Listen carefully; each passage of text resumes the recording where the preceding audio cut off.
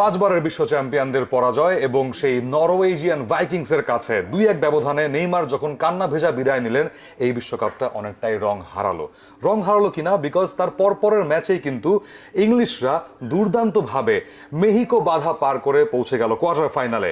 সবকিছু নিয়ে কথা হবে আজকে ডি বক্সে। বলছিলাম সেই ব্রাজিল এবং নরওয়ের কথা, মেক্সিকো এবং ইংল্যান্ডের কথা, বাট ভুলে গেলে চলবে না, আজকে একটা খুবই গুরুত্বপূর্ণ ম্যাচ আছে। ইনফ্যাক্ট সেখানে লামিন ইয়ামাল মুখোমুখি হবে ক্রিস্টিয়ানো রোনালদোর। সো ডি বক্সে সেই সব কিছু নিয়ে আলোচনা হবে বরাবরের মতো। ডি বক্স দেখতে পাচ্ছেন চ্যানেল আই এর পর্দায়, আই স্ক্রিনে দেখতে পাচ্ছেন প্রত্যেকটা ম্যাচ লাইভ, এবং রেডিও ভূমি 92.8 FM এ শুনতে পাচ্ছেন বাংলা ধারাভাষ্য এই বিশ্বকাপের। বলবীর প্রান্তর হাজির হয়ে গেলাম বরাবরের মতোই, এবং সাথে নিয়ে এলাম আবারও আহমেদুদ্দিন পারভেজ। ইয়েস, আহমেদুদ্দিন পারভেজকে নিয়ে আসলাম সেখানে। সো আগের কথা আগে আসি। ব্রাজিল যেভাবে হেরে গেল, সবার আগে এই অ্যানাটমিটা করে নেই যে ব্রাজিল 2006 ফ্রান্সের পর থেকে সেই যে 10, 14 তো ভয়াবহ অবস্থা, 18, তারপরে 22, তারপরে 26 ইউরোপিয়ান দলের কাছে কচু কাটা হচ্ছে। এটার রহস্যটা কি? রহস্য খুব ডিফিকাল্ট বলা, কারণ ব্রাজিল আসলে যে হেক্সা মিশনে নামছে, সেই হেক্সা মিশন অন্তত ট্রফি পাওয়ার দিক থেকে কমপ্লিট হচ্ছে না, বাট তারা ট্রফি না পাওয়ার এক্সামিশনটা কিন্তু কমপ্লিট করেছে। 2022-এর পর টানা 6টা বিশ্বকাপ চলে গেছে, তারা কিন্তু ওয়ার্ল্ড কাপটা জিততে পারেনি। এবং এই যে আমাদের পাশে পতাকাগুলো দেখছেন, প্রান্তরের পাশে আর্জেন্টিনার পতাকা, আমার পাশে ব্রাজিলের পতাকা, আনফরচুনেটলি একটা একটা করে পতাকা কিন্তু ফিকে হয়ে যাচ্ছে। ব্রাজিল বাদ পড়ে গেছে, নরওয়ের সাথে বাদ পড়ে গেছে, আরও একটা ইউরোপিয়ান দলের কাছে ব্রাজিলের পরাজয়। এবং এই ম্যাচটার যদি অ্যানাটমিটা বলি, সেটা প্রথম 10 মিনিটেই বোধহয় এপিটাফ লেখা হয়ে গিয়েছিল ব্রাজিলের, কারণ ব্রাজিল শুরুটা করেছিল অনেকটা রিয়াল মাদ্রিদ স্টাইলে। অ্যানচেলটি সেট আপ করেছিলেন একটা ট্রানজিশনাল কাউন্টার অ্যাটাক টিম হিসেবে দলটাকে, নরওয়ের পায়ে বল দিয়ে বলেছেন তোমরা এগিয়ে আসো, আমরা পেছনের স্পেস অ্যাটাক করবো। মার্টিনেলিকে স্টার্ট করিয়েছিলেন। কিছু পরিবর্তন ছিল এই দলটার মধ্যে, তবে ওই 10 মিনিটে কুনিয়ার এনে দেওয়া একটা পেনাল্টি, সেটা কে নেবেন এভাবে করে কিন্তু বল পাসিং হচ্ছিল। ধরেন আমি ভিনিসিয়াস, আপনি ব্রুনো গিমারেস, আমি আপনাকে বলটা দিয়ে চলে গেলাম, আপনি কি করলেন?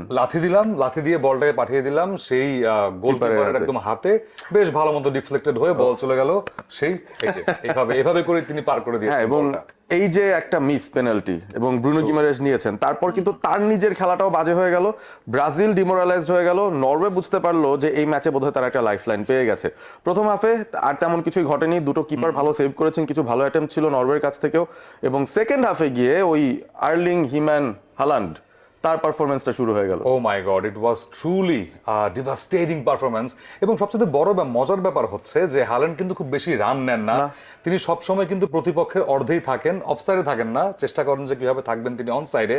এবং তারপরে তার কাছে যখন এরিয়ালে বলটা আসে, তখন তিনি হয়ে যান ক্ষিপ্রগতির। এবং this is very important, because aerial ট্যাকেলে গতকাল ব্রাজিল এবং নরওয়ে যেভাবে খেলেছে গেমটাকে, নরওয়ে কিন্তু সেই এরিয়াল অ্যাটাকগুলোতে প্রায় 70% বল উইন করেছে। এখানেই এই ডুয়েলস গুলো জয়ের কারণে কিন্তু নরওয়ে ওই যে হেডার থেকেই হালান্ডের গোল দিয়ে শুরু হলো, যেখানে গ্যাব্রিয়েল মাগালেশ একদমই তাকে মার্ক করতে পারেননি। সো ওইখানেই মনে হচ্ছিল যে ম্যাচটা শেষ। তারপরে কার্লো আনচেলত্তির সেই বলা যায় যে আলোচিত সব সাবস্টিটিউট গুলো চলে এসেছিল মাঠে, বাট নো রেজাল্ট। এডারসনকে আনা হলো, নেইমারকে আনা হলো, দানিলো সান্তোসকে নামানো হলো, মানে ফরওয়ার্ড না নামে অ্যানচেলটি সামহাও একের পর এক মিডফিল্ডার নামাচ্ছিলেন, এবং শেষে নেইমারকেও নামিয়েছিলেন। সো নেইমার এসে যেটা করলেন, কিছু চেষ্টা তার কাছ থেকে ছিল, কিছু ক্রিয়েটিভিটি দেওয়ার চেষ্টা তিনি করেছেন, তবে তার খেলা দেখে আসলে বোঝা যাচ্ছিল যে আগের সেই ছাপটা, যে নেইমারকে আসলে বল পায়ে দেখলেই প্রতিপক্ষের ডিফেন্ডাররা ভয়ে কাঁপতো, হাঁটু কেঁপে যেত, সেই ধরনের কোনো ঘটনা কিন্তু ঘটেনি। এবং দিন শেষে নেইমার তার বিশ্বকাপের শেষ গোলটা বোধহয় দিয়েই ফেলেছেন, একটা পেনাল্টি থেকে যদিও এসছে, বাট সেটাও হয়ে গেছে যখন ম্যাচটা প্রায় শেষই বলা যায়, মোটামুটি শেষ কিক থেকে। এবং হালান্ড তার আগে দ্বিতীয় গোলটা করে নরওয়েকে মোটামুটি 2-0 গোলে একটা সেফ জোনে নিয়ে গেছেন। তখনই বোঝা গিয়েছে যে ব্রাজিল আসলে এই ম্যাচে আর ফিরতে পারছে না। মানে কমেন্টেটরের ভাষায় সেটা ছিল একটা ট্রেনিং সেশন সেই হালান্ডের জন্য। এবং আমরা এই ডি বক্স থেকে অবভিয়াসলি নেইমার জুনিয়রকে জানাচ্ছি ফেয়ারওয়েল, পরবর্তী জীবনটা অবশ্যই আপনার আরো ভালো হোক। এবং আরো একটা টিমকে ফেয়ারওয়েল জানাতে হয়েছে, সেটা হচ্ছে মেক্সিকো, যারা কিনা ঘরের মাঠে 13 বছর ধরে ছিল অপরাজিত। শেষ পর্যন্ত সেই থমাস টুখেলের ইংল্যান্ডের কাছে শেষ পর্যন্ত পরাজয় বরণ করে তাদেরও কিন্তু বিদায় হয়ে গেল এই রাউন্ড অফ 16 থেকে। হ্যাঁ, এবং হাই অল্টিটিউড, অক্সিজেনের অভাব, এই ধরনের যে প্রবলেমগুলো ইংল্যান্ডকে ফেস করতে হবে, অনেকে বলছিল, তারা খুব ভালোভাবে ব্যাপারটা বুঝেছিল যে ম্যাচের শুরু থেকেই যদি তারা অ্যাটাক না করতে পারে, তাহলে হয়তো খুব আগে দম ফুরিয়ে যাবে। সো এই কারণে আমরা মোটামুটি এটাকে ফুটবল না না বলে ইংল্যান্ড মেক্সিকোর ম্যাচটাকে একটা বাস্কেটবল ম্যাচ বলতে পারি, যেখানে ফার্স্ট হাফে দুই দলই যতবার আক্রমণ প্রতি আক্রমণে যাচ্ছে মনে হচ্ছে একটা করে বোধহয় গোল হবে, হয়নি। এবং তারও আগে একটা ব্যাপার যে ম্যাচটা কিন্তু শুরু হয়েছিল 1 ঘন্টা ডিলে করে, কারণ আবহাওয়ার একটা সমস্যা হয়েছিল, যে কারণে ম্যাচটা 1 ঘন্টা পিছাতে বাধ্য হয়েছিলেন কর্মকর্তারা, এবং শেষ পর্যন্ত ম্যাচ যখন শুরু হয় ইট ওয়াজ আ বাস্কেটবল গেম। ফার্স্ট হাফের মোটামুটি 30 মিনিট পর্যন্ত মনে হচ্ছিল যে কোনো দলই গোল দিতে পারে, তবে ইংল্যান্ড ডেডলকটা ভেঙেছে, আবারও ঘুরে ফিরে এসে জুড বেলিংহাম 1 মিনিটের ভেতরে তিনি 2টো গোল দিয়ে ইংল্যান্ডকে হঠাৎ 2-0 গোলে এগিয়ে দিলেন। তারও 1-2 মিনিট পরে কুইনোনেস একটা কাউন্টারে গোল দিয়ে তিনি আবার মেক্সিকোকে 2-1 ফিরিয়ে আনলেন। সো গোলের বন্যা বয়ে যাচ্ছিল ফার্স্ট হাফে। সেকেন্ড হাফেও আমার মনে হয় যে ইংল্যান্ড এবং মেক্সিকোর এই ম্যাচটায় মেক্সিকোর আধিপত্য বেশি ছিল অন দ্য বল, বাট গোলগুলো কিন্তু পেয়েছে ইংল্যান্ড। আবারও একটা পেনাল্টি আদায় করে হ্যারি কেনের গোলে সমতা 3-1, এবং তারপর যতক্ষণে হিমেনেজ গোল দিলেন সেটাও একটা পেনাল্টি, সেখান থেকে আসলে 3-2 এর পর মেক্সিকো যেতে পারেনি। এই ম্যাচটা দেখে একটা জিনিস আমার আসলে মনে হয়েছে প্রান্ত, সেটা হচ্ছে যে ব্রাজিল দলটায় ইভেন একটা রাউল হিমেনেজ থাকলেও কি তারা গতকাল উদ্ধার পেতেন কিনা।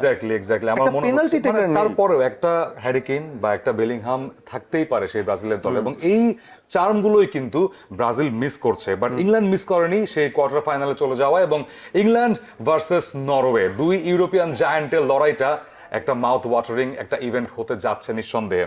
সো তারপরে যদি আজকের ম্যাচগুলোতে আসি, যেহেতু দুজন জার্সি পরে আছি বুঝতেই পারছেন, it's Lamine Yamal versus Cristiano Ronaldo. যে কোনো একজন মহাতারকা বিদায় নেবেন এই বিশ্বমঞ্চ থেকে, এবং তার বিদায়টা অবশ্যই ফুটবলের জন্য অনেকটা বড় ক্ষতির কারণ হয়ে থাকবে, বিকজ ক্রিস্টিয়ানো রোনালদো জানিয়ে দিয়েছেন যে এটাই, এই বিশ্বকাপটাই তার ক্যারিয়ারের, আন্তর্জাতিক ক্যারিয়ারের শেষ। কি বলবেন, bidding farewell to Ronaldo or Yamal? আজকে রাতেই হতে পারে রোনালদোর বিদায়, এবং এই ধরনের এক একটা হার্ট ব্রেকিং মোমেন্ট আমরা প্রত্যেক দিনই আসলে পাচ্ছি। নেইমারের বিদায়টা আমরা দেখলাম, তার আগে জার্মানরাও কেউ কেউ বিদায় নিচ্ছেন, নয়ার বিদায় নিয়েছেন নেদারল্যান্ডসের হয়ে, আমি জানি না ভ্যান ডাইকও হয়তো বিদায় নিতে পারেন, তার বয়সের যে অবস্থা আগামী 4 বছর পর তো তিনি খেলতে পারবেন না। সো এক একটা করে বড় তারকা, বড় দল তারা যখন বিদায় নিচ্ছে তখন অবভিয়াসলি আমাদের মন একটু খারাপ হওয়ারই কথা। তবে আমার কাছে মনে হয় যে পর্তুগাল এখনো তাদের সেরা খেলাটা দিতে পারেনি, তাদের সেরাটা এবারে বিশ্বকাপ এখনো দেখেনি। সো স্পেনের এগেনস্টে এই ম্যাচটা তাদের জন্য খুব বেশি কঠিন হবে, কারণ স্পেন 3-0 গোলে অস্ট্রিয়াকে উড়িয়ে দিয়ে এসেছে। পর্তুগাল স্ট্রাগল করে ক্রোয়েশিয়ার সঙ্গে কোনো মতে খানিকটা ভাগ্যের ছোঁয়ায় 2-1 গোলে বের হয়ে এসেছে।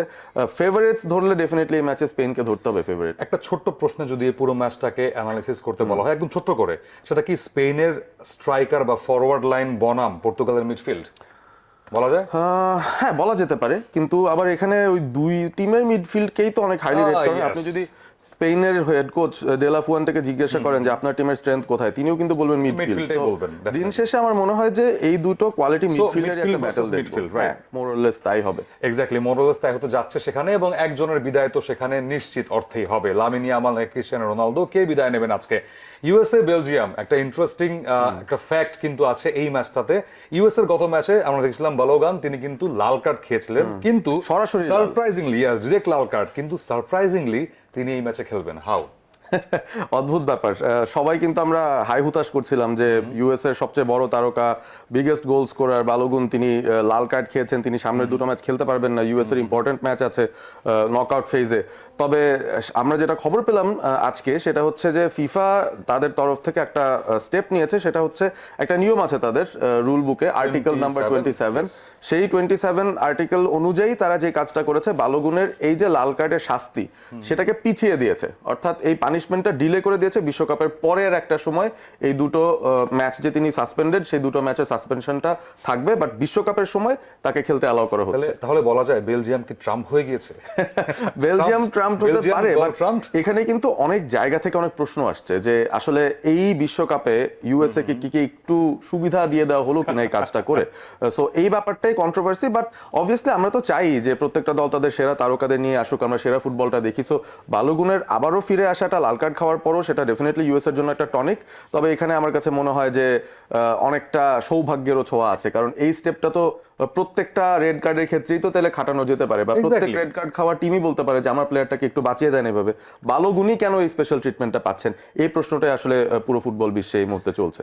Exactly. So Romelu Lukaku, Kevin De Bruyne এবং ট্রোসার্ডের সামনে কিন্তু আজকে অপেক্ষা করছে বিশাল একটা চ্যালেঞ্জ। দি ইউএসএ বনাম মানে বেলজিয়াম, অর্থাৎ স্বাগতিকদের কিন্তু এটা শেষ ম্যাচ, বাকি দুই স্বাগতিক it's out of the world cup. So channel আইতে প্রত্যেকদিন ডি বক্স দেখবেন, ডি বক্স নিয়ে এই খেলাগুলোরও কিন্তু আমরা আরো আলোচনা করব সামনে। তার পাশাপাশি অবশ্যই আই স্ক্রিনে প্রত্যেকটা ম্যাচ লাইভ দেখবেন এবং রেডিও ভূমিতে বাংলা ধারাভাষ্য শুনতে ভুলবেন না। বিদায় নিচ্ছি ডি বক্স থেকে, আগামীকাল আবারও দেখা হবে, ততক্ষণ পর্যন্ত গুড নাইট অ্যান্ড টাটা।